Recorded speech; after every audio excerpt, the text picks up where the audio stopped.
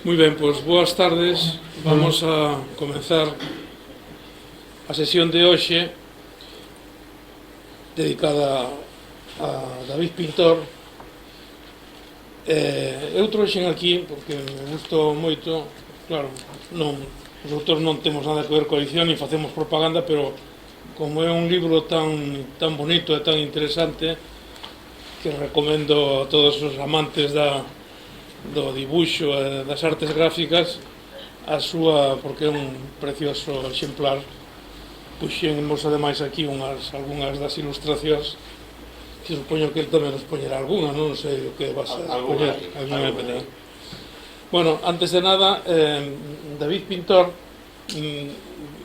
non está incluído en ningún dos ciclos que temos porque, bueno, non estaba previsto a súa participación, pero, bueno, sobre todo quería facer un pequeno comentario, unha anécdota, porque el foi estudiante de arquitectura, daí a miña relación con el. Algúns dibuixantes de cómics e algúns ilustradores pasaron pola escola de arquitectura e, bueno, temos unha formación de dibuixo interesante, importante, e moitos, pois, que empezaron aí, pois, despois dedicaronse a outras actividades relacionadas co dibuixo. Desa maneira perdimos seguramente un estupendo arquitecto, pero ganamos un fantástico dibuixante e ilustrador, como veredes, non? El é un dibuixante moi xoven, leva moi pouco tempo, con moi poucos anos, pero vamos, é un home que ten unha gran trayectoria profesional como dibuixante. Xa ten publicados algunhas ilustracións, algúns libros, pero sobre todo eu creo que é máis coñecido porque, bueno, todos os días, ou casi todos os días, vémolo no xornal, na Voz de Galicia, onde participa con un compañeiro facendo a tira esa de Pinto e Chinto, non? Así que quizás por eso será máis recoñecido, non?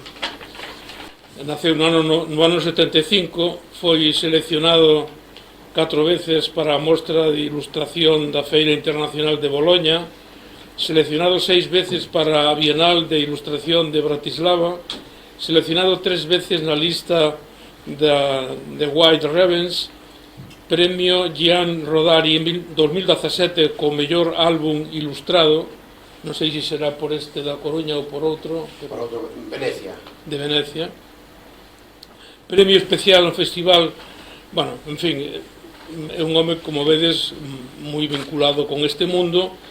É segundo premio da ilustración na Feira do Libro Infantil de Sargat. É ilustrador, humorista gráfico, caricaturista, pintor, artista polifacético e multipremiado español que colabora para editoriales e clientes de todo o mundo. En 1993 empeza a traballar como guionista co guionista Carlos López baixo o pseudónimo de Pinto e Chinto, que citei antes, convertíndose en poucos anos nunha referencia do humor político na prensa. As súas tiras cómicas salen en periódicos como o Correo Galego, Diario 16, A Voz de Baleares, o Diario de León. Actualmente, o seu traballo aparece todos os días nas páxinas de opinión da Voz de Galicia. A partir do ano 2000 empeza a adentrarse no campo da ilustración infantil, onde colleita numerosos premios a nivel internacional. Ao mesmo tempo, empeza a colaborar en múltiples ámbitos relacionados co diseño, a moda, a publicidade, buscando sempre múltiples posibilidades que ofrece a profesión de dibuixante. A partir de 2019 empeza a súa carreira como autor de literatura infantil. Para min isto é coñecido desde hai moi pouco tempo. E no 2022 a película Valentina, na que participa como diseñador de personaxes e gana o premio Goya ao mellor largometraxe animado. Bueno, non vou a citar aquí todas as publicacións que ten, que son moitísimas, teño aquí unha lista interminable, e eu prefiro que seña el que nos vaya dando a coñecer a súa obra ao largo desta charla. Moitas gracias por participar neste ciclo, David. Gracias.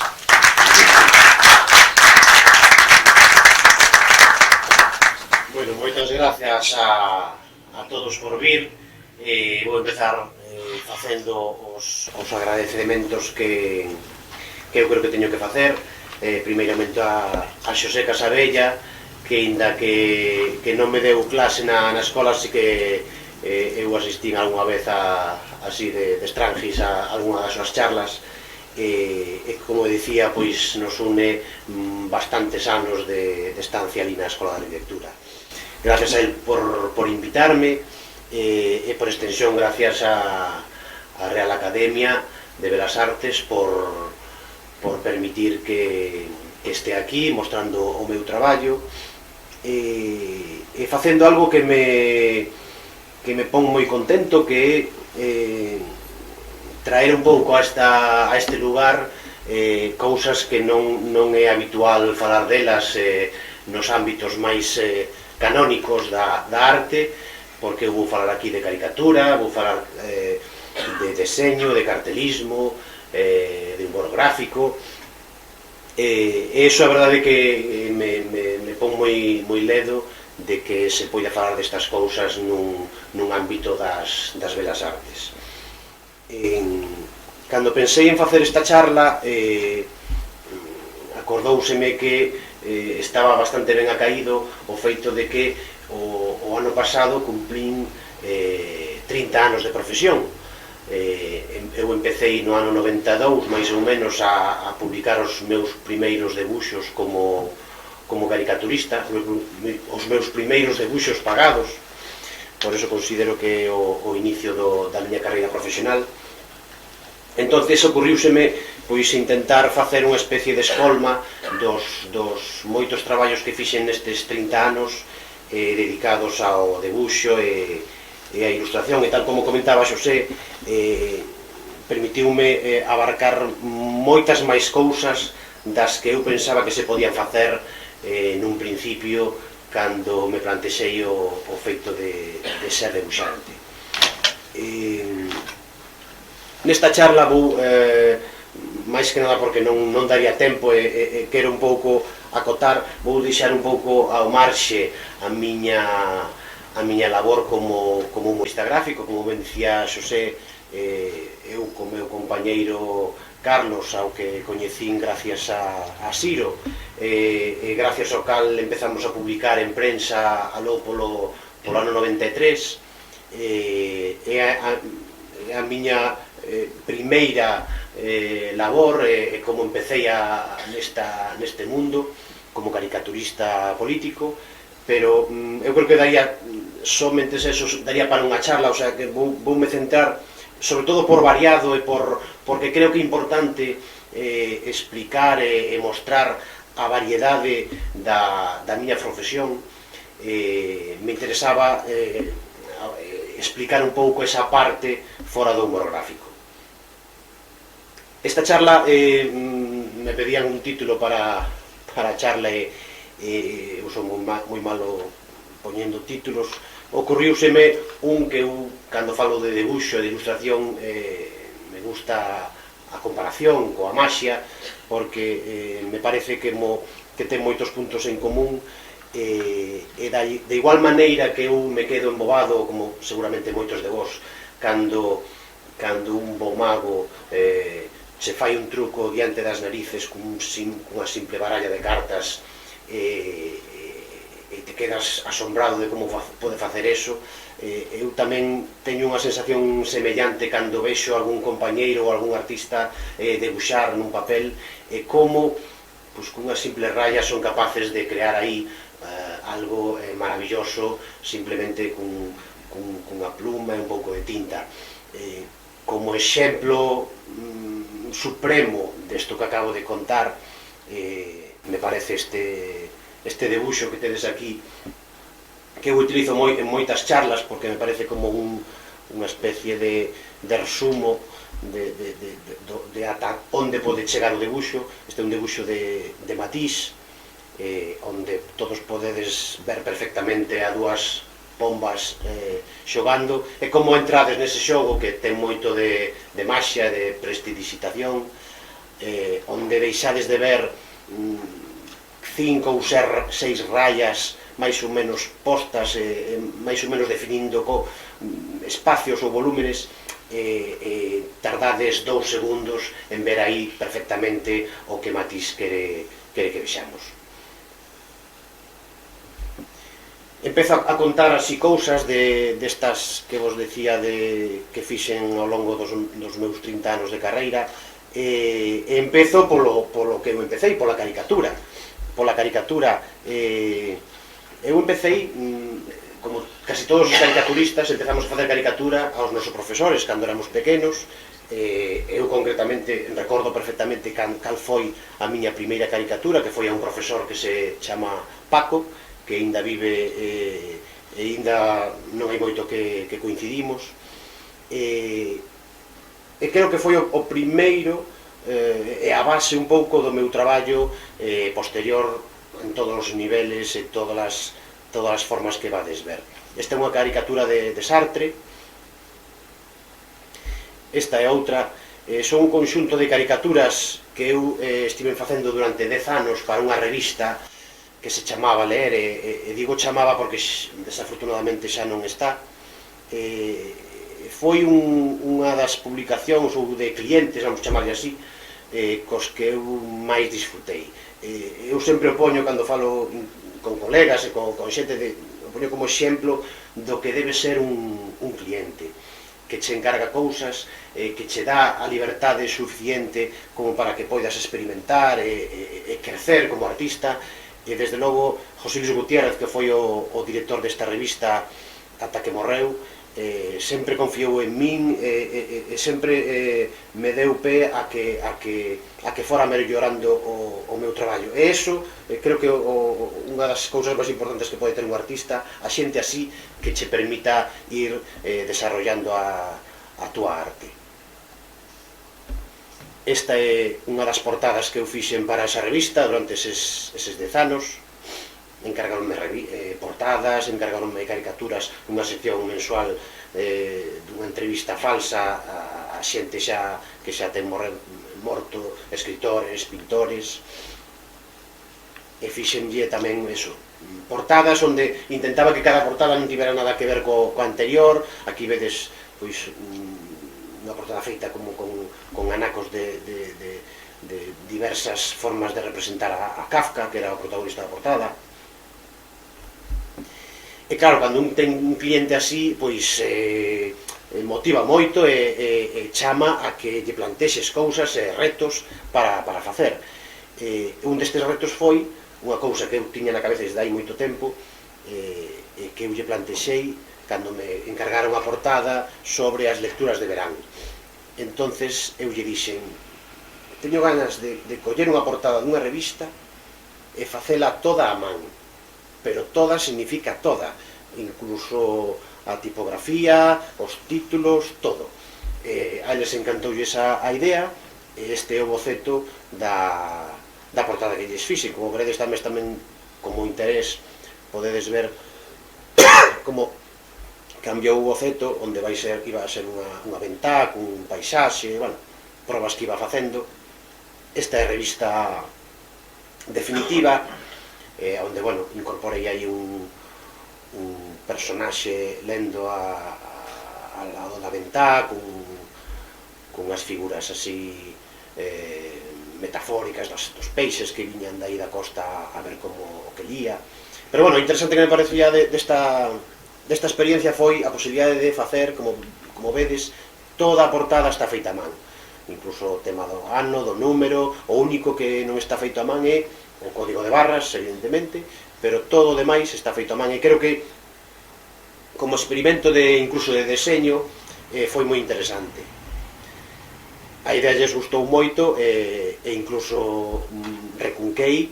Esta é outra máis tarde que fixen tamén sobre a literatura e a natureza, onde con outra composición e outra idea, pero tamén toda a portada feita a man.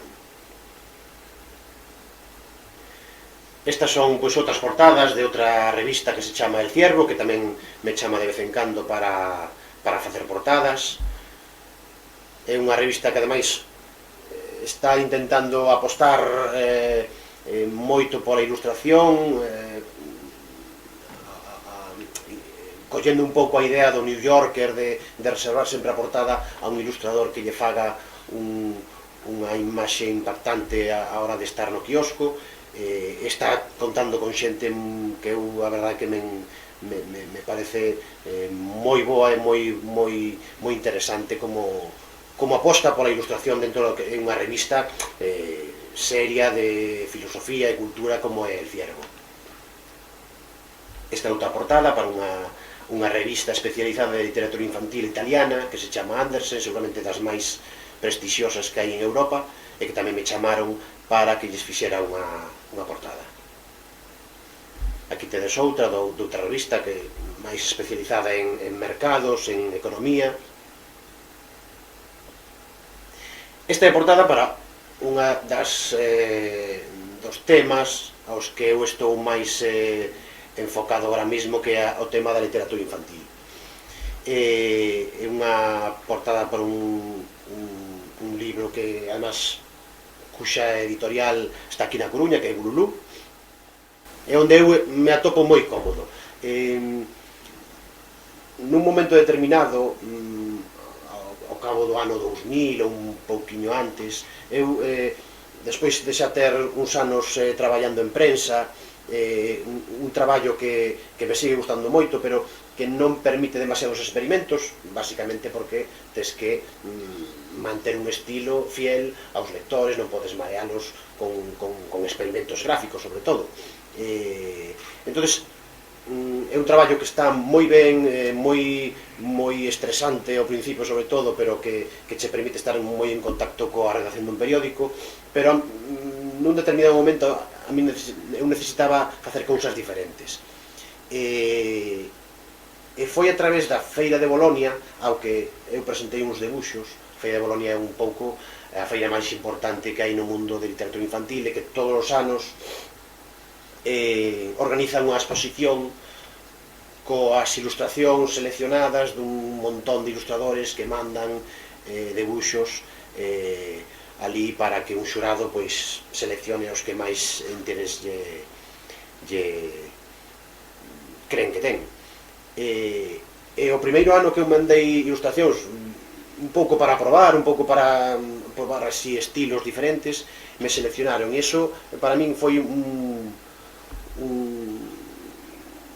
unha cousa moi ilusionante, porque me permitiu darme conta que tiña por aí un camiño por onde ir, un camiño onde podía experimentar outros estilos diferentes ao que estaba facendo no periódico, e foi a partir de aí cando pouco a pouco fun publicando máis, e ademais o feito de estar seleccionado nesa feira permite que teñas certo acceso a editoriais de fora de España, co cal foi un punto bastante importante. Este outro libro, tamén infantil, da editorial Calandraca, que é un libro moi interesante, un libro disco, pero aquí o interesante foi que permitime o divertimento de investigar noutra cousa que sigo incluso hoxe en día mirando e interesándome, que é o tema da tipografía.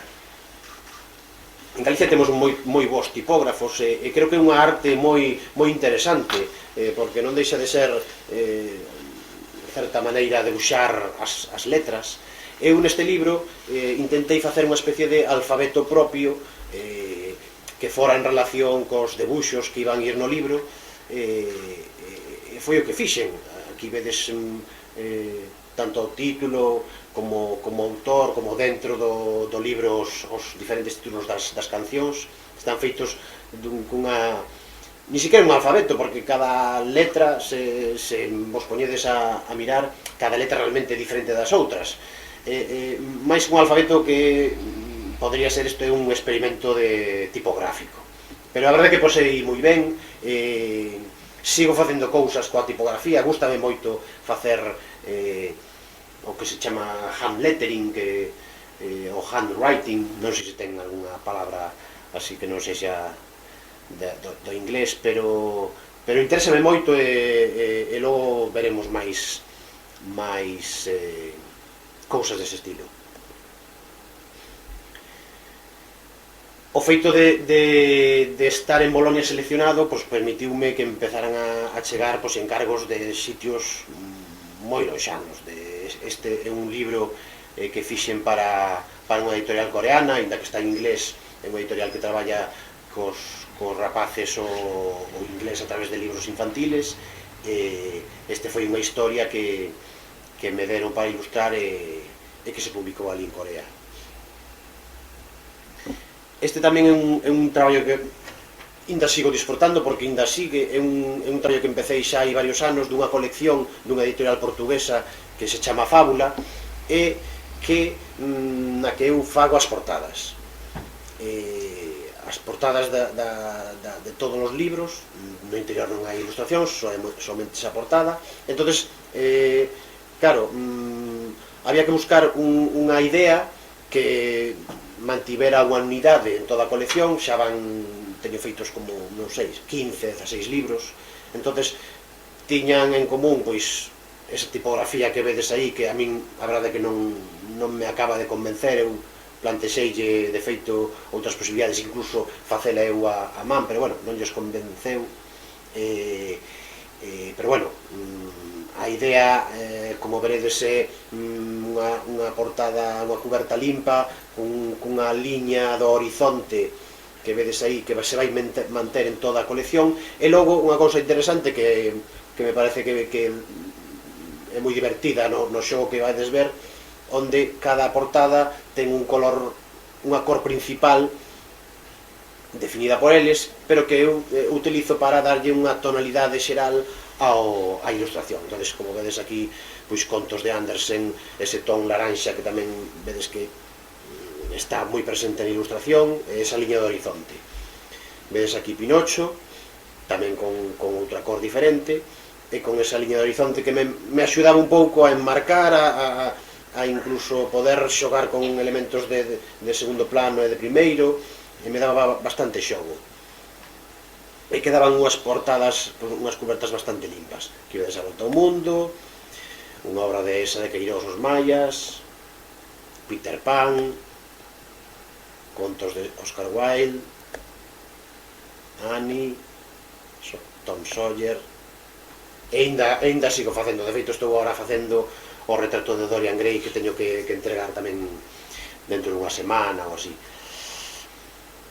Como vos explicaba, o tema do humor gráfico e de como necesitaba nun momento dado pois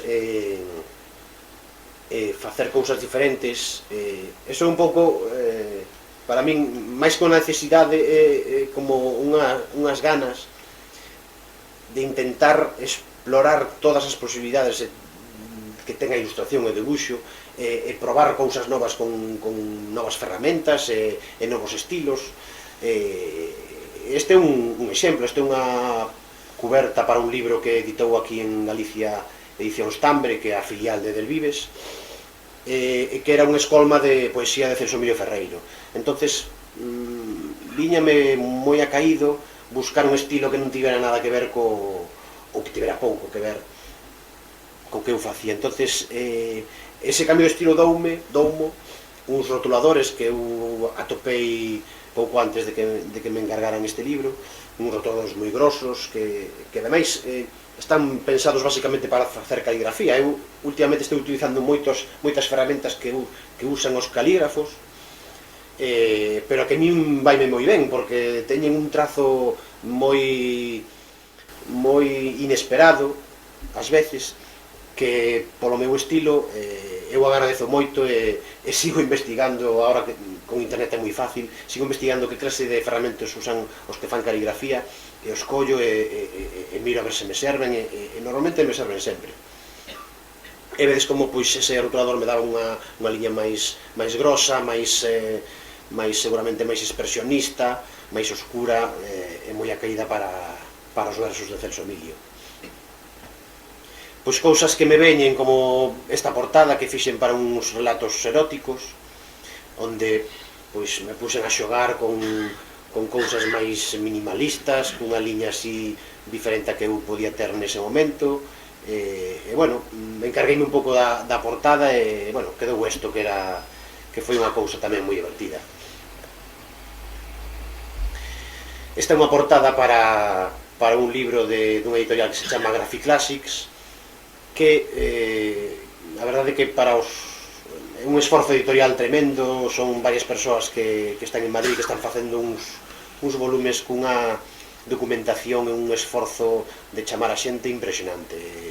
Eu fixen esta cuberta, que eu creo que das cubertas que eu máis orgulloso estou, porque, bueno, non sei, me parecía como que quedou bastante redonda a hora de poñer aí a Xulio Verne, e aparte, pois, introducir a caricatura e moitos dos elementos das súas obras.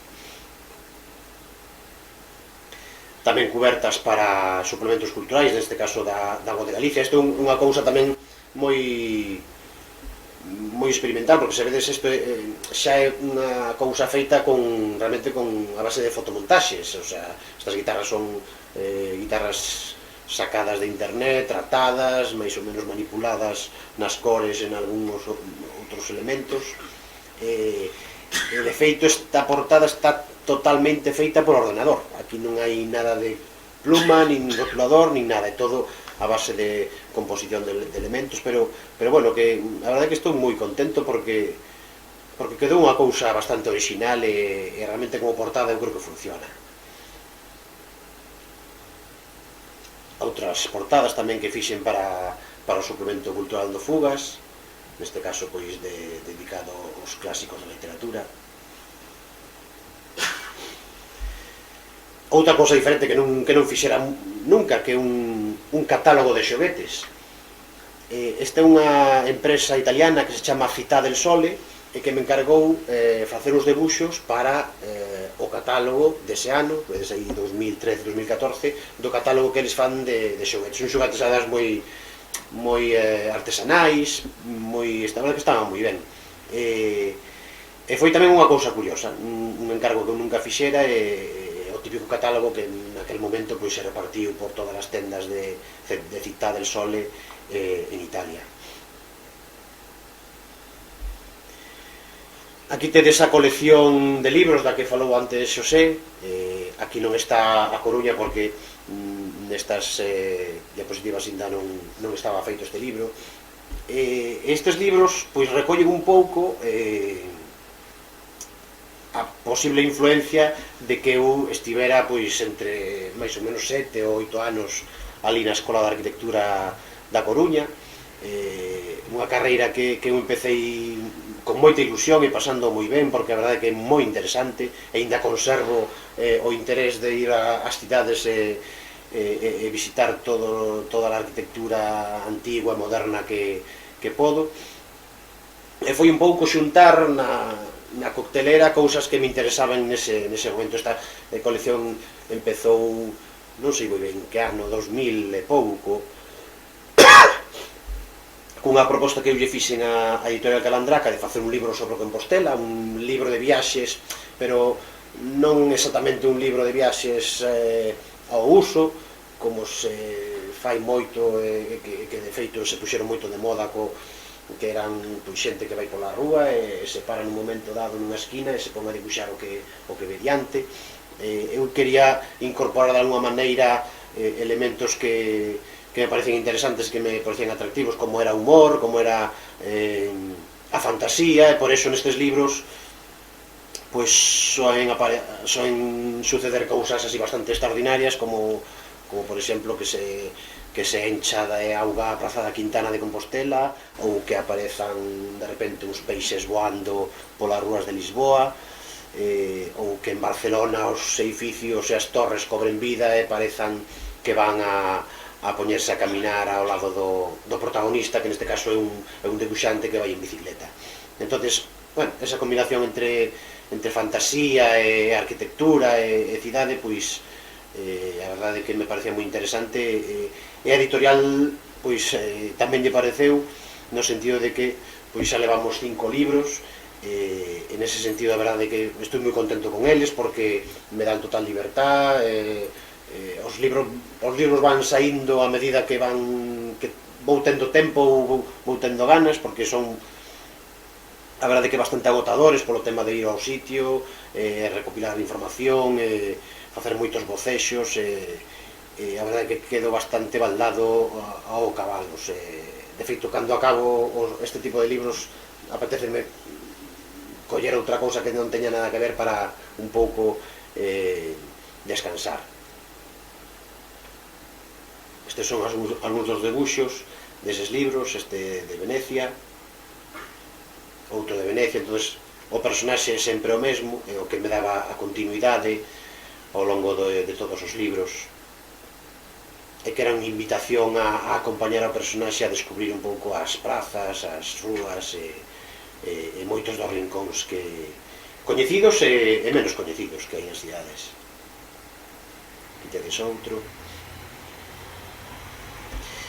Este é un debuxo que fixen para el Corriere della Sera sobre, creo que era, sobre citas, como era, desayunos, mitad desayuno, citas que se facía xente para desayunar, en vez de facer unha cita para cear, pois era para desayunar. Bueno, era un tema así del amor e tal.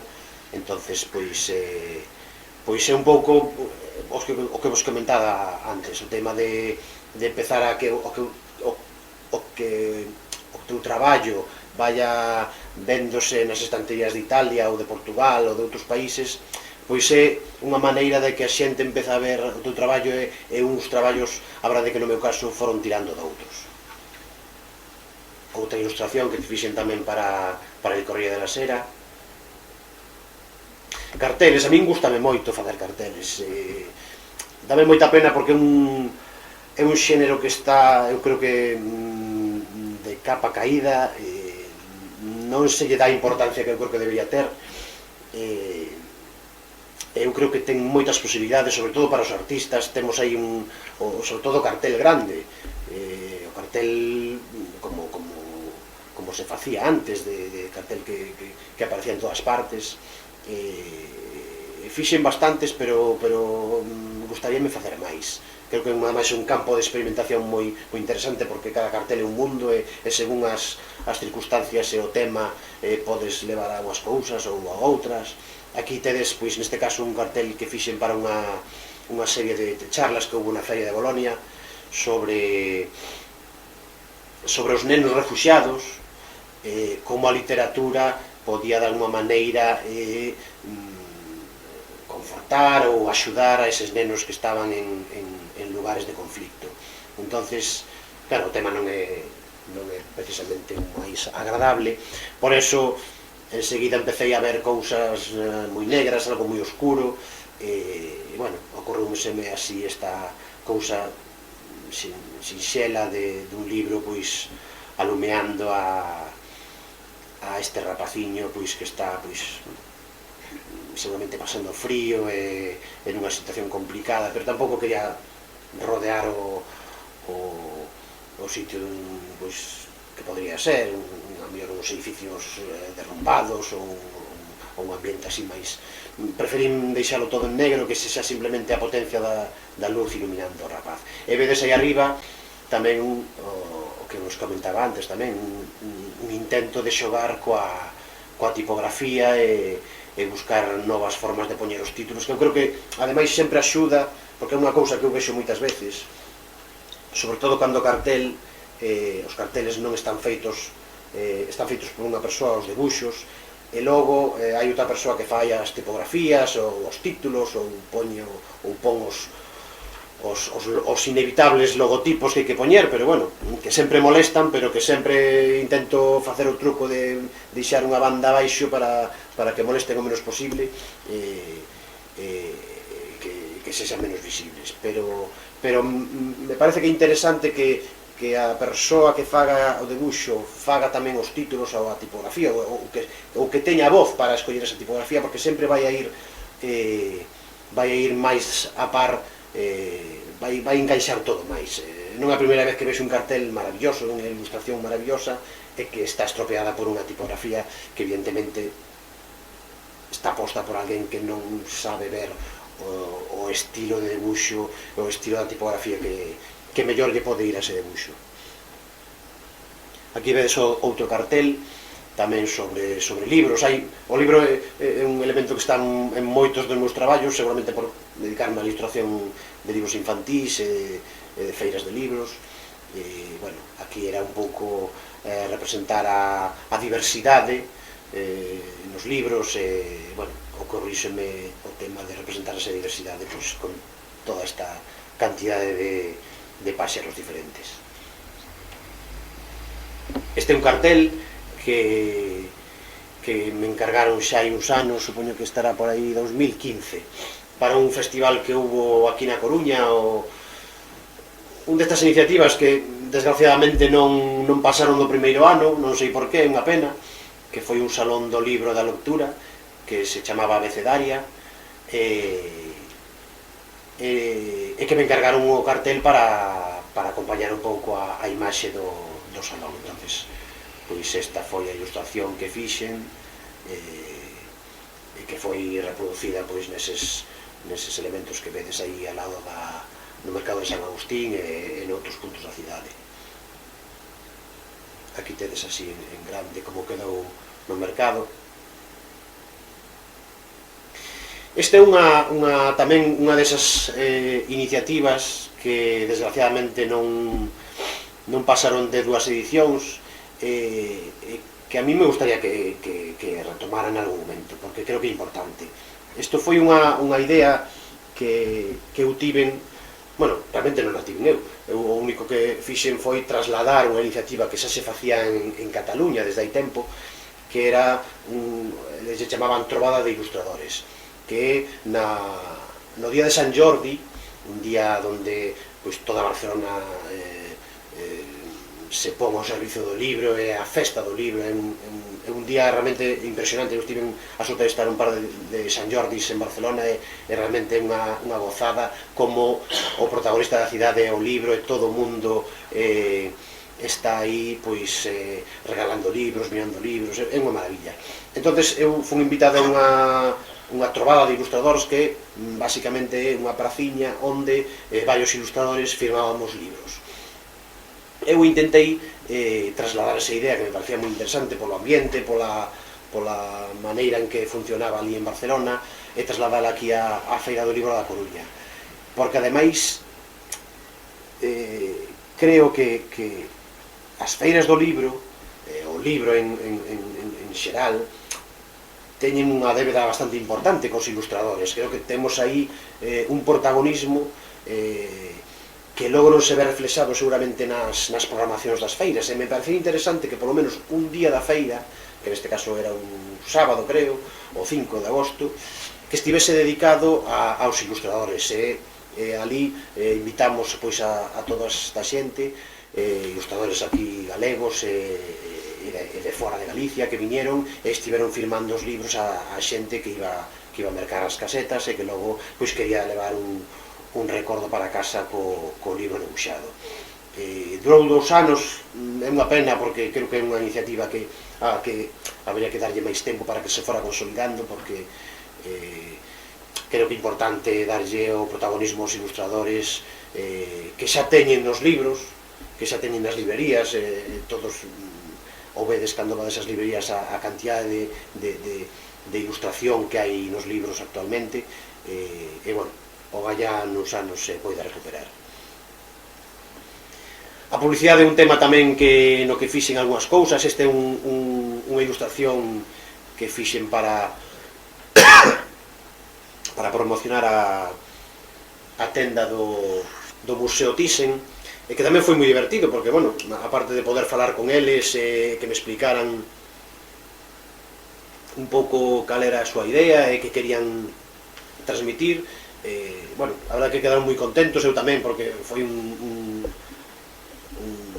exercicio moi divertido o de facer este debuxo pois coas cousas que eu vin ali na tenda que me daban xogo para facer esta especie de composición cos elementos que eu vi aí e que podían xogar uns cos outros, e, bueno, quedaba unha cousa así bastante coral que funcionou moi ben e que, ademais, pois, como vedes, utilizaron en prensa para publicitaro. Esta é outra que fixemos o ano seguinte. Estiven 2 ou 3 anos facendo este tipo de debuxos para o Thyssen. Esta é unha colección de CDs musicais que publicou un periódico portugués e que a cada CD lle encargaron a un ilustrador que fixera un retrato, unha caricatura do cantante. Eu pois fixen esta de Henry Salvador. A través, o que vos decía antes, de que uns traballos van tirando de outros, o debuxo que acabades ver do Thyssen foi un debuxo que foi moi publicitado, porque, imaginades, saiu páxina completa en El País durante un par de veces. Eso supón que moita xente ve ese debuxo e moita xente se pode interesar polo teu traballo. E foi a raíz dese debuxo como un día me chamou un tipo que era xefe de marketing da empresa CIA a nivel europeo, e que quería falar comigo para encargarme un traballo. Seguramente sexa o traballo máis curioso, máis espectacular que eu fixen ata agora nestes 30 anos, pola cantidad de debuxos que houve que facer, pola magnitude do proxecto. Isto basicamente era realizar uns deseños que logo se iban a poñer nesta fachada do centro comercial CIA que hai en París. Isto é a Rue de Rivoli, que se algún coñece París saberá que é unha das arterias principais da cidade francesa. Un pouco máis a 500 metros ou así xa está o Louvre. E bueno, a verdade que foi toda unha experiencia, porque eu aprendi moito. Estes son deseños que houve que facer aquí en Camaño, se fixeron en Camaño unha especie de caixas de luz, porque isto se iluminaba pola noite. Bueno, había que ter en conta, como vedes, pois a arquitectura do edificio e as carpinterías. Non era nada fácil encaixar todo,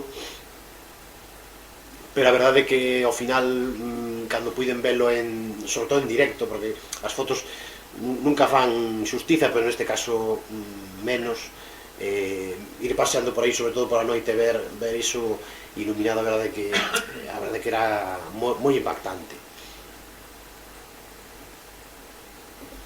Eran figuras, aí máis ou menos podedes ver a escala do traballo de como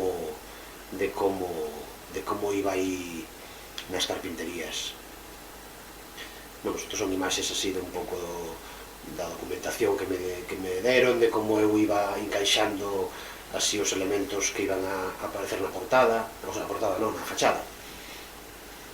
Pero incluso, ademais, incluso dentro da propia tenda había estes deseños que iban detrás das caixas, e había que facer, pois, neste caso, este o de mulleres, había o de nenos, o de homes.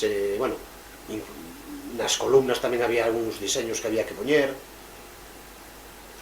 A verdade é que foi espectacular, foi un aprendizaxe terrible, terrible de bo. Eu quedei moi contento de ver, pois eso, unha maneira diferente de como a ilustración pode aparecer para o público. Este tamén é un proxecto que foi unha chulada, verdad, facelo.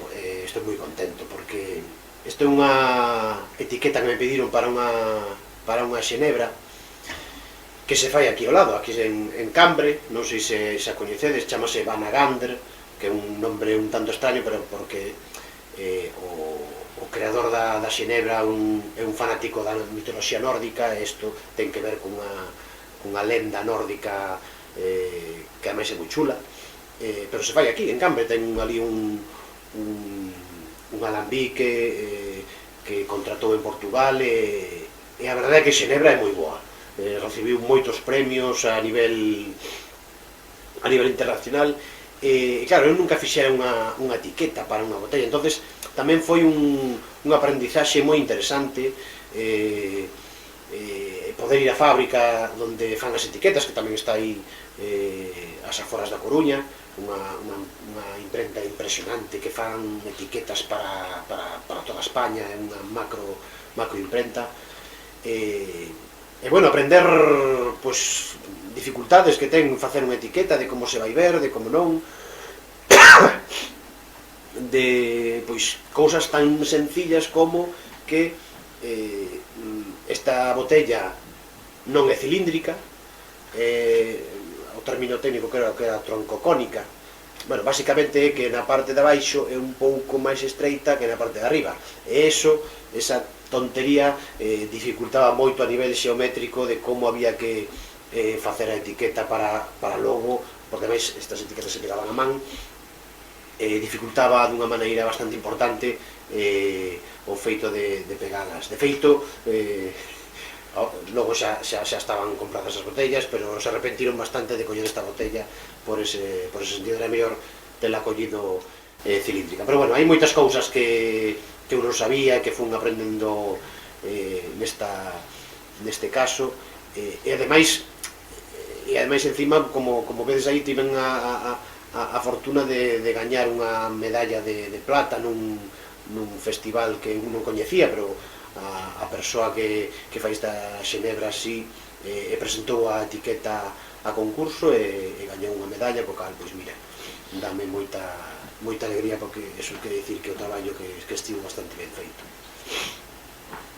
A etiqueta ten moitos detalliños, este é un zoom onde se pode ver pois abaixos botánicos. Bueno, a etiqueta ten moita historia, porque o rei, o lobo que lle morde a man, bueno,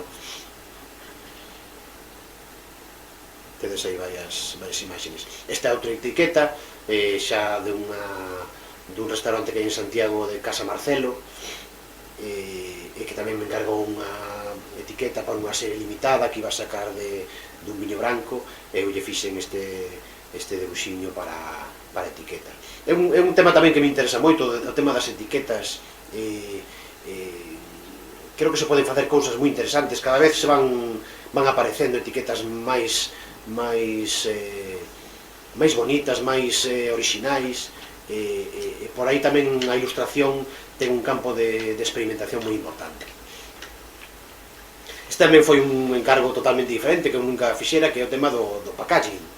Esta é unha empresa sudamericana de postres, que contactou conmigo para que lle fixera os deseños para as caixas onde eles logo meten os pancakes, as magdalenas, e todos os produtos que eles fabrican. Era unha colección de Navidad, porque eles creo que sacan 2 coleccións ao ano, e a mí me encargan que fixera unha para Navidad, e bueno, pois lle fixen deseños de caixas, pois, ademais, como vedes, de moitos e diversos formatos, redondas, rectangulares.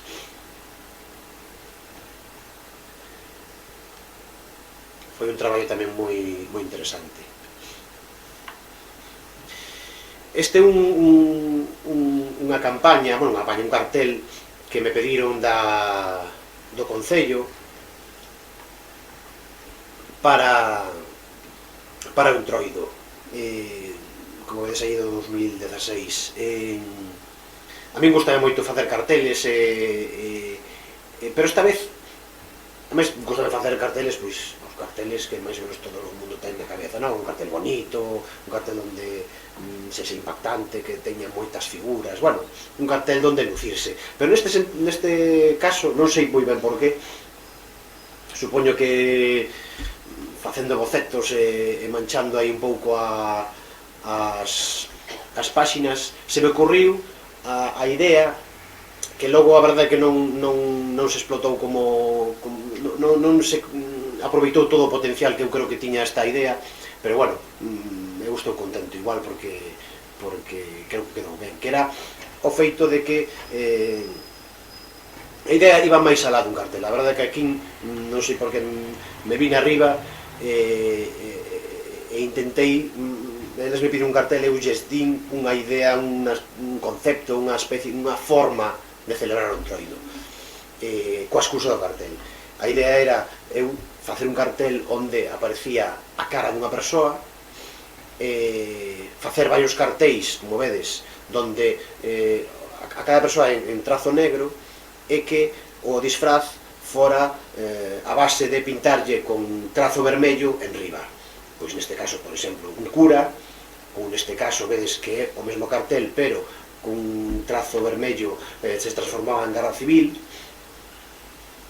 ou neste caso, pois o mesmo rostro, pero transformado en Groucho Marx. A idea era incluso repartir cartéis en branco, o sea, só coa figura da cara, e que a xente participara na elaboración do seu propio cartel, con un rotulador roxo, e que lle intervira neses cartéis para que quedara unha especie de cousa participativa da cidadanía e que cada un fixera o seu propio introido.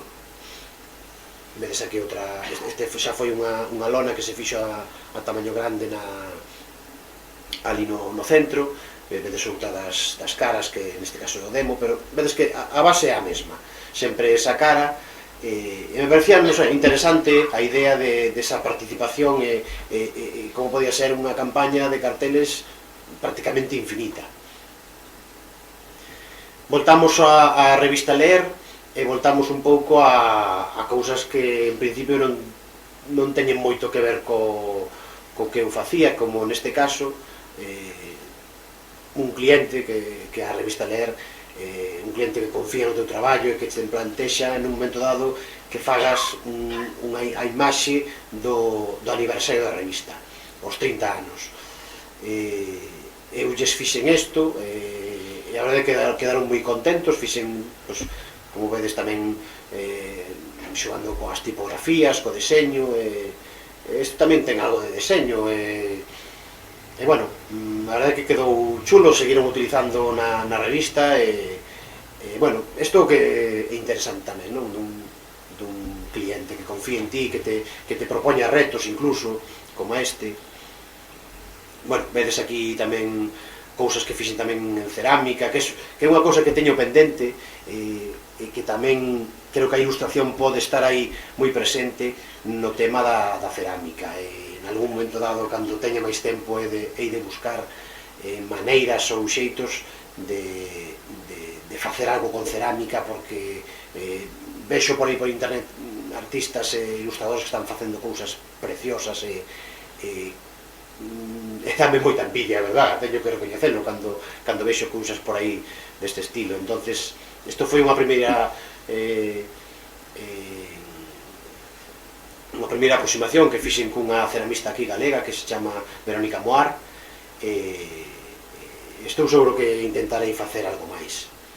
Murales tamén, este é un mural que fixen en Porto, que desgraciadamente xa non existe porque ese muro o tiraron. Bueno, creo que ten este tipo de arte efímero, que agora por culpa non, planearon aí unha entrada de metro e tiveron que derrumbar eso porque o metro é máis importante, lóxicamente.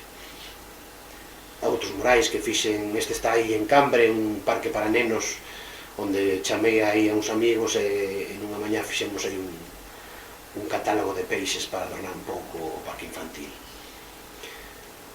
Mais cousas así diferentes, un mantel de papel que me encargaron dun hotel co que colaboro habitualmente, a Quinta d'Auga, en Santiago, ou incluso debuxos para webs como a de Meniños, co que tamén colaboro facendo calendarios, como que vedes aquí. E bueno, isto un pouco tamén, non sei se a guinda do pastel, pero unha cousa que a verdade que foi bastante inesperada e moi satisfactoria. O tema de participar como diseñador de personaxes na película de Valentina. Chelo Loureiro chamoume, a directora Chelo, chamoume para participar no proxecto, e a verdade que tamén aprendín moito, era unha cousa que nunca tivera feito, e a verdade que foi, sobre todo, moi emocionante o día que vin a película e ves como os teus deseños traducidos ao linguaxe da animación, cobran vida e os ves na pantalla xigante. A verdade que é unha gozada e deses momentos que un recordará toda a vida. E logo, encima, se lle dan un olla á película, pois sentes que polo menos un cachiño de orella dese Goya que pertence ao traballo do ilustrador. E logo xa o último, que ten que ver, pero non ten que ver co traballo dun ilustrador, pero é unha tentación constante moitos ilustradores, que é o tema de escribir. Eu nunca se me deu demasiado ben escribir, pero teño que recoñecer que o nacemento da miña filla impulsoume a querer contarlle os meus propios contos. Foi gracias a ela que eu empecé a darlle voltas a posibilidade de facer eu os meus propios libros, que ademais me permitise facer o libro en conxunto, é dicir, deseño, texto, maquetación, ilustracións, por suposto, e animeime e fixen xa 2 ou 3 libros, e a verdade que foi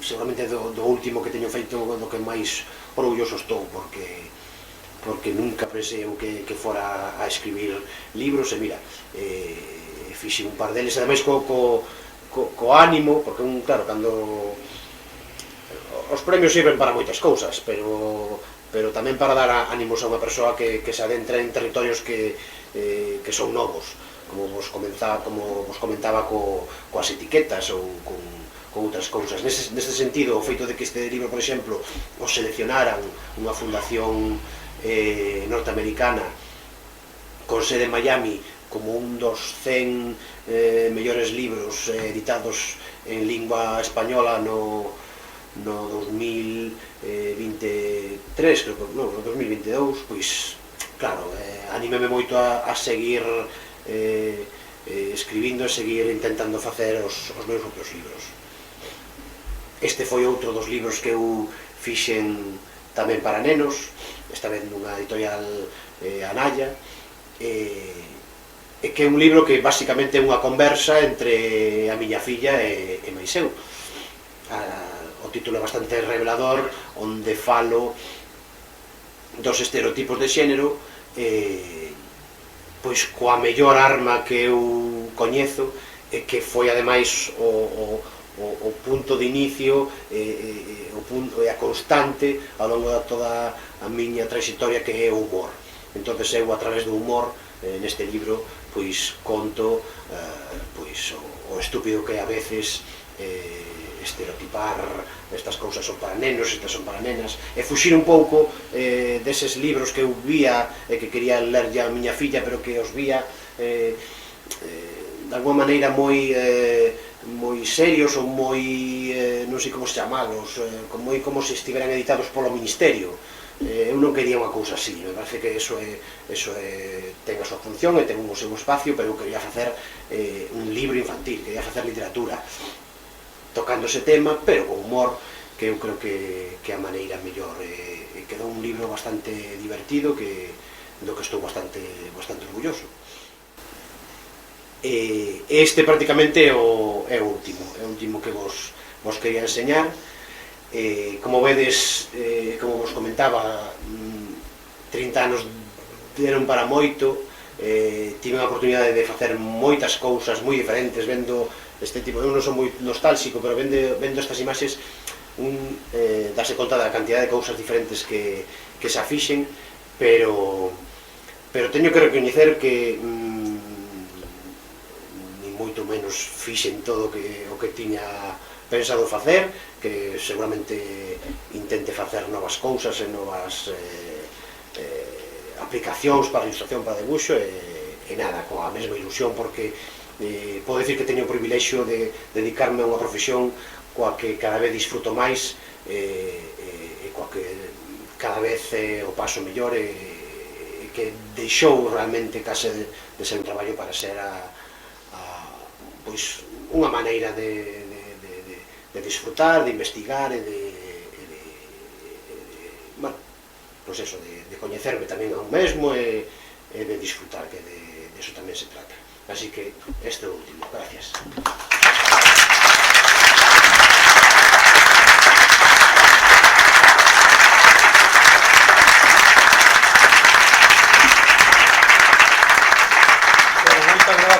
Non sei vosotros, pero eu estou abraiado da cantidade, da calidade, da diversidade do traballo realizado en 30 anos, que se dice rápido, non? Creo que é unha lección extraordinaria o traballo deste ilustrador, deste escritor, deste dibuixante e deste pintor, non? Eu non sei, supoño que se alguén quere facer alguna pregunta, temos ainda algo de tempo, así que... Hola, buenas tardes.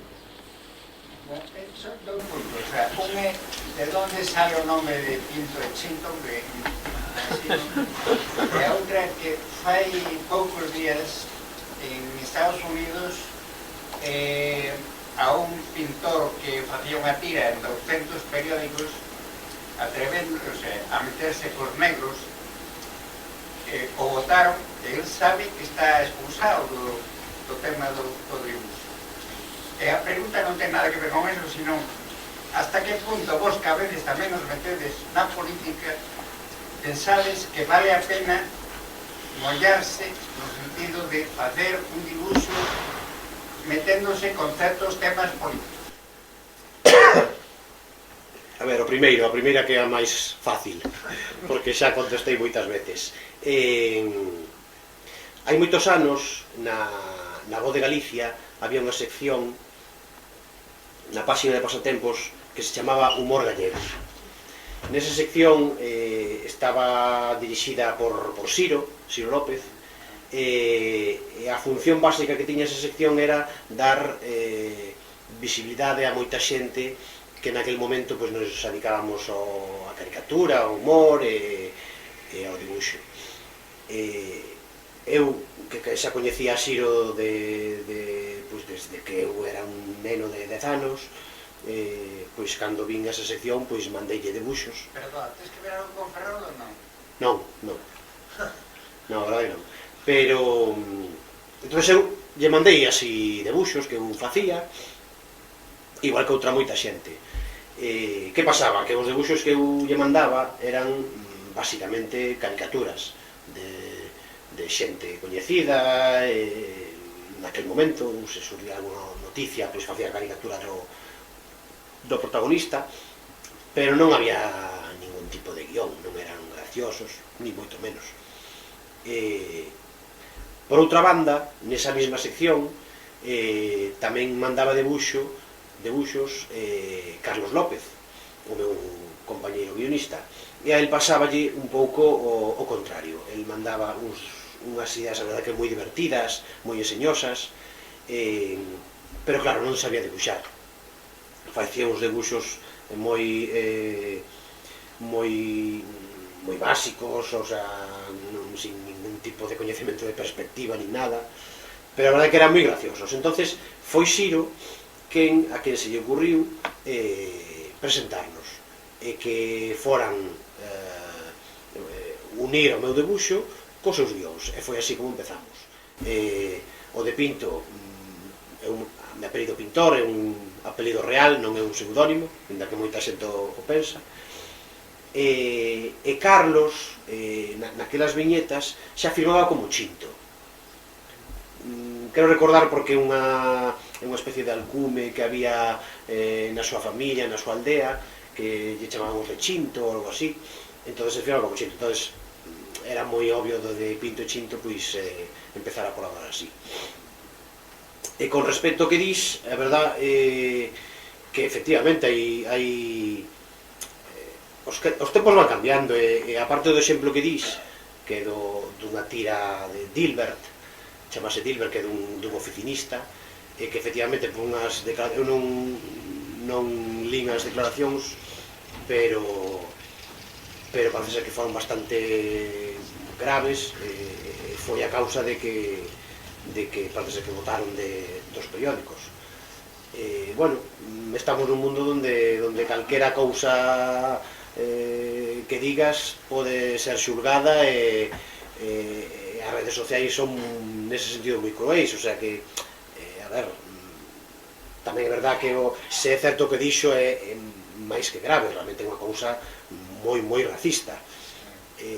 Non é o mesmo que o que pasou tamén hai moi pouco cos contos de Roald Dahl, que seguro que todos coñecedes, e que a verdade é que tiven que escribir un artigo porque fervíame o sangue de ver semellante estupidez, como é a de empezar a cambiar as obras artísticas, neste caso literarias, porque supónse, que é moito supoñer, que hai algunhas palabras que poidan ofender a lectores actuais, cousa que a mí non me parece nada ben, como mínimo discutible, pero que o que haberá que facer, se hai xente que pensa que eso son, pois que non compre os libros ou que faga outros libros, pero intentar deixar as obras que se fixeron, porque se empezamos así, non sei se haberá que entonces que cambiar as películas, cambiar os pasaxes de Cervantes, que non do Quixote que non nos interesan. Bueno, é un tema moi polémico, é un tema moi difícil co que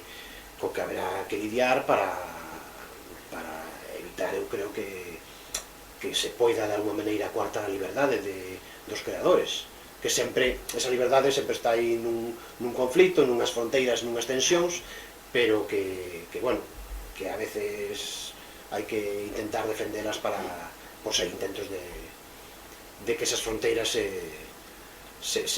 fagan máis pequenas.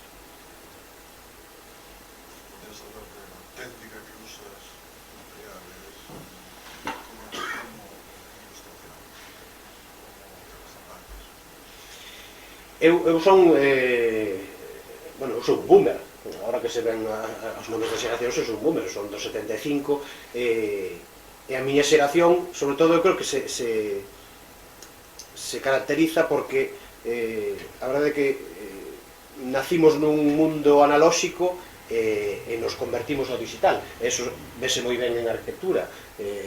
Eu cando entrei na escola no ano 93, recordo perfectamente cando nos enseñaron a poñer o Parallax, e cando facíamos co Rotring os planos, cando utilizábamos esas, non me acordo como se chamaban esas reglas redondas para facer as curvas, e todo eso.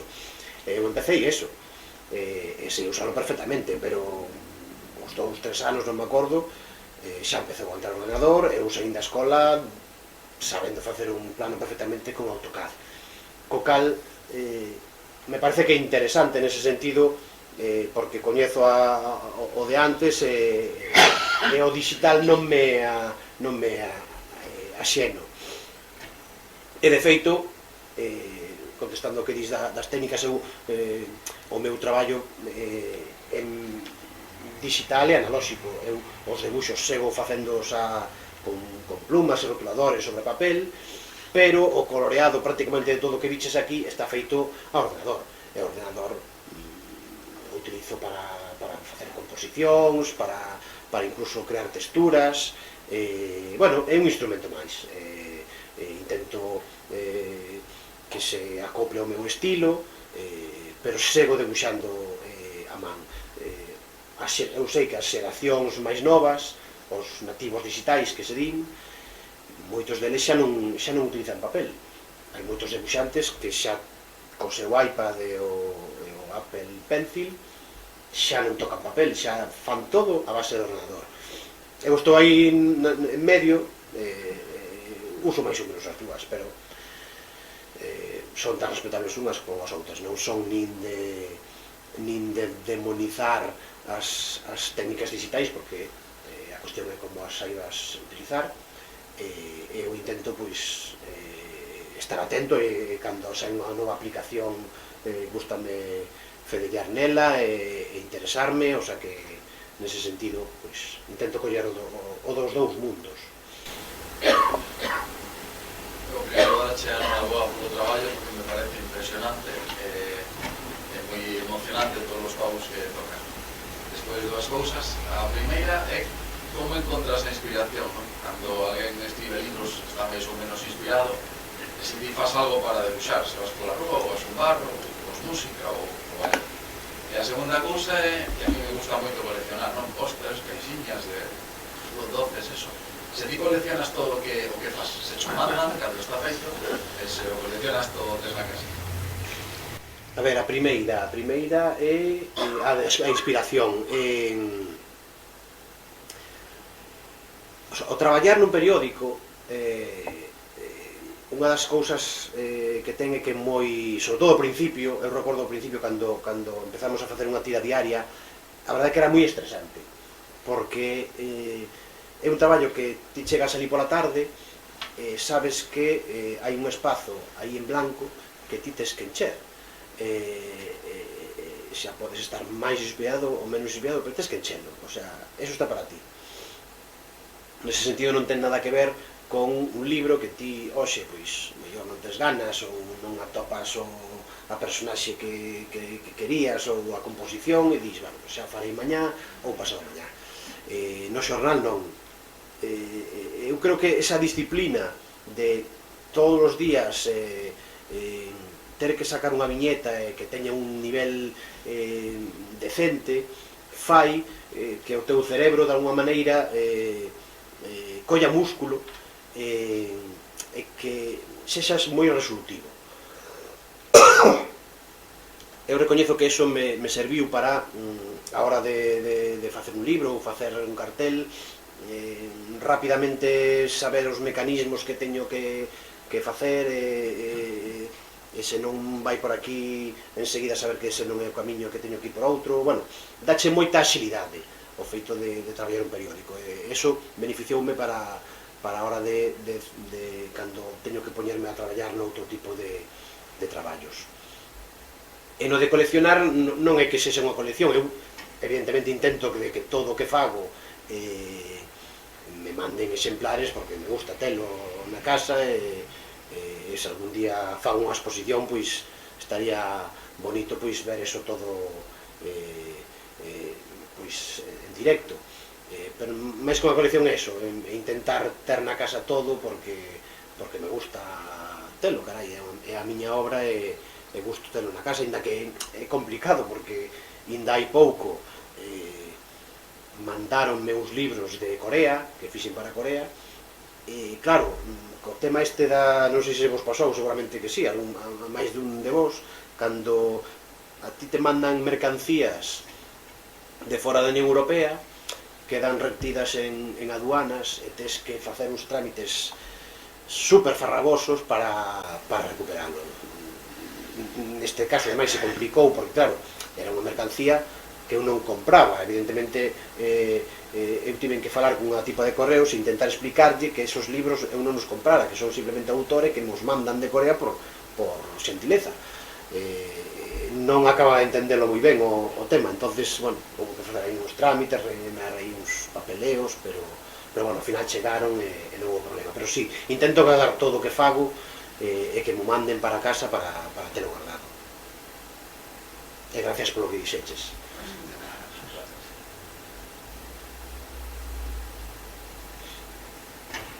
Bueno, hablando de los carteles, que te gustan bastante, estaba pensando, por ejemplo, los carteles de cine, que antes en cada sala de cine había unos carteles enormes, tremendos, de las películas que iban a proyectar.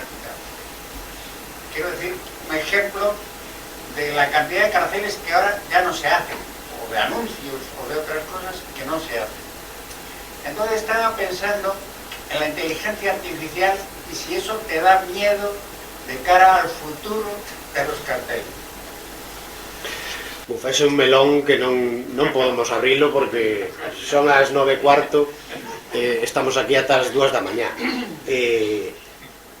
A ver, bueno, o da inteligencia artificial non é só cos carteles, en xeral, e non só coa ilustración, coa música, seguramente coa arquitectura, e con múltiples aspectos. O sea,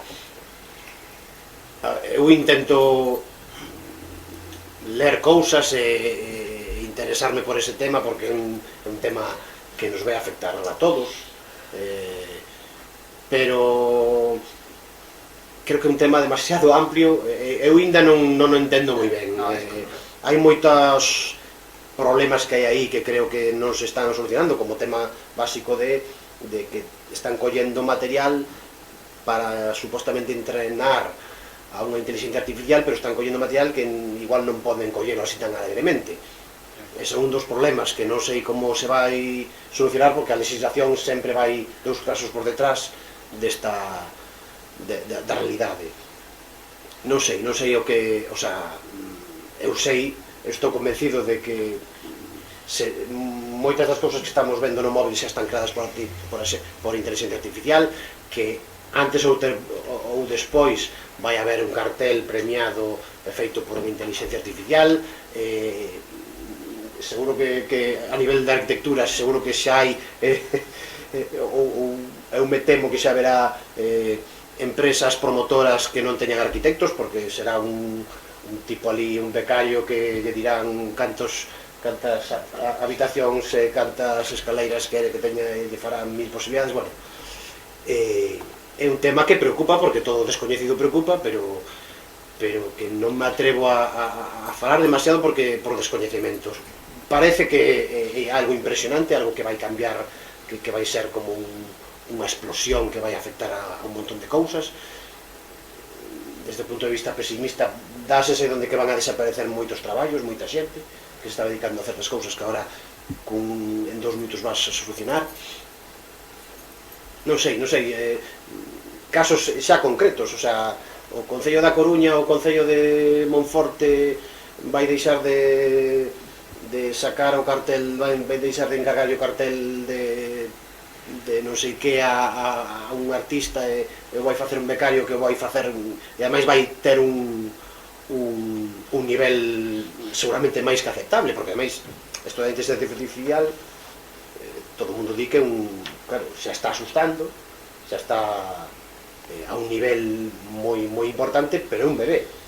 Pois isto dentro de 5 anos eu non sei que vai pasar, pero vai coller, non sei, é unha cousa moi que seguramente vai afectar os carteles. Pois a mellor, sí, a mellor dentro haberá que reciclarse e os carteles xa os farán inteligencia artificial, pero igual tamén o cine, o sea, que futuro vai ter os actores, porque a inteligencia artificial igual xenera películas con actores virtuais que...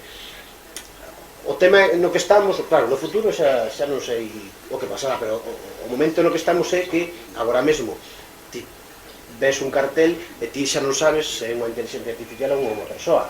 Ti ves un vídeo dunha escena ou unha foto e ti xa non eres capaz de distinguir se esa foto é real ou imaginaria. Un tema máis fácil, o NFT. Aí xa que, non, eso é todavía máis complicado co da inteligencia artificial. Eu creo que é un gran invento do capitalismo, porque dá a sensación de que faz cartos así de que saen de nada, pero non sei, eso sí que me parece xa máis próximo a maxia e o esotérico pero bueno, hai xente que está facendo caso, é unha mezcla de esoterismo, incluso de estafa piramidal. Non sei, non me metín, non teño coñecemento para metelo, pero é tamén outro melón que estamos aquí ata as 2 da mañá. Que me dices del cómic? Perdón? El cómic, como ves esa faceta? Para min, a ver, eu, por exemplo, o cómic sí que non fixen con Carlos algún experimento de cómic moi pequeno, dunha páxina, realmente máis en unha tira de humor gráfico alongada en varias viñetas, pero cómico o que agora máis ou menos está de moda como cómic, que son pois tochos de 50 páxinas con moito traballo detrás. Nunca fixe, tive unha proposta e non moito dun guionista español, pero non me atrevín porque non me vexo capacitado para levar semellante traballo de tantas páxinas a bo porto. O sea, non manexo o linguaxe do cómic, creo, como para poñerme a facer ese tipo de cousas. Yo imagino que si dibujo, por ejemplo, no tendrás que documentar, imagino que acabas por inspiración, pero por ejemplo, las ilustraciones sobre literatura, sobre Julio Verne, sobre Peter Pan, ¿cómo te documentas para hacer ese tipo de ilustraciones? Pues básicamente me informo un poco, a ver, si conozco la obra pues ya no hay problemas, supongo recordar un poco pasajes importantes. En los casos que tú estás comentando de la colección esta de Portugal, hay obras que no conozco y la propia editorial me da algunas claves que puedan aparecer elementos importantes dentro de la portada. Entonces no leo el libro porque bueno, no da tiempo en los plazos que se manejan, pero dando unas claves y un poco el espíritu del libro, de los que yo necesito, con eso ya me llega. Y no sé, pues Julio Verne en el sentido, en la portada que viste, pues un poco jugando con las obras así más emblemáticas de Julio Verne y los elementos que la caracterizan, el volcán, el rayo verde, el Nautilus, pues hacer ahí una especie de composición y listo. Perdón? Podes falar? Pois mira, vamos a ver, no humor gráfico, a ver, esta é unha profesión que, bueno, van aparecendo escolas ou van aparecendo pois xente que dá talleres, pero non é unha profesión que estea reglada, como pode ser a de arquitecto ou a de médico. Desafortunadamente, ao fío do que dicía ao principio, eu creo que isto debería estar en Bellas Artes, eu creo que en Bellas Artes deberían deixar espazo para todas estas disciplinas, porque creo que teñen tanto dereito para recibir formación delas como pode ser a pintura, a escultura ou calquera das outras artes, pero non é así, co cal a xente que se queira dedicar a isto pois ten que andar buscando talleres ou escolas por aí adiante que lle poidan dar formación, pero son escolas que moitas veces non teñen, como se di, pois non están reguladas oficialmente, que non é que sexa importante, pero bueno, ao final sempre dá a sensación como que este tipo de cousas están como no underground, na parte fora un pouco do que é o Olimpo das artes canónicas. Nese sentido, no humor gráfico, eu podo decir que tive a sorte de facer unha especie de carreira universitaria, porque cando Carlos e Meiseu empezamos a facer viñetas todos os días, empezamos a traballar xuntos, empezamos a traballar na redacción da Voz de Galicia, cando ainda estaba aquí en Catro Camiños, e ali estábamos nun recuncho así bastante pequeno, Carlos e Meiseu e tamén Siro, que foi un pouco que nos axudou nun principio. E o feito de estar ali con el todos os días traballando, para min e para Carlos tamén, foi unha labor de aprendizaxe tremendo, porque claro, para que nos fagas unha idea de como se alguén se quere dedicar a ser futbolista e pode estar entrenando todos os días con Messi, o sea, inevitablemente tens aí unha oportunidade de aprender miles de cousas que non aprenderías de outra maneira. Entonces, eu todo o que poida saber de humor gráfico e de caricatura o aprendín de Siro. Si que é verdad que logo, pois, eu, pois, como dixen ao principio, estiven aí varios anos en arquitectura, e cando deixei a arquitectura porque non podía dar abasto cos encargos que me chegaban e co traballo de humorista gráfico, pois aí empezas un pouco pola túa conta a aprender pois da xente que a ti che gusta, pois de pintores, de ilustradores, de xente que ves traballos por aí, estudiando como fan eles, como compoñen eles, e esa é un pouco a maneira pola que aprendes ti a debuxar, fixándote un pouco no que fan os demais, e basicamente foi a maneira en que eu fui aprendendo. Non sei se Siro pensará que eres un bon alumno, que fuche un bon alumno, non sei, así o podíamos preguntar, non? El dirá, que anda por aí.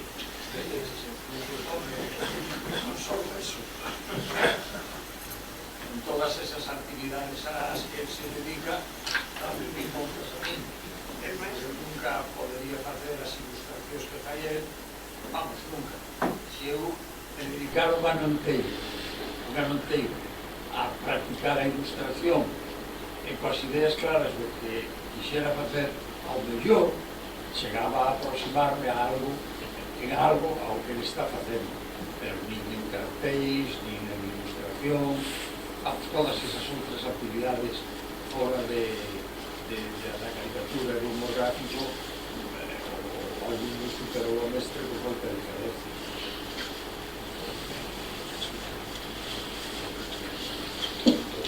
Quedarías contento, non? Que opinión. Que Que che vai a decir, mira, ti sigue pasando ben, traballando, encima ganas para vivir, e escribes un libro que é totalmente ético, a titulación desa. No a todas as niñas les gusta el rosa. A mí tampouco non me gusta ni o rosa ni o azul, gustame todas as cosas. Entón, aí, entra todo, pero sin facer llana, é procurar unha cousa que a min hoxe, no 2023, é moi importante. Que non nos metan demasiado potrocolo, ni nos deixen o encefalograma plano. Moitas Tú gracias. tedes claro, non? Moitas gracias. Non sei se hai unha pregunta máis ou... Se non hai ninguna pregunta máis, moitas gracias pola Grazas. túa presencia, que quedamos moi satisfeitos das explicacións que nos acabas de dar. Pois gracias a vos por invitarme e gracias a vos por estar aquí hoxe, así que ata pronto.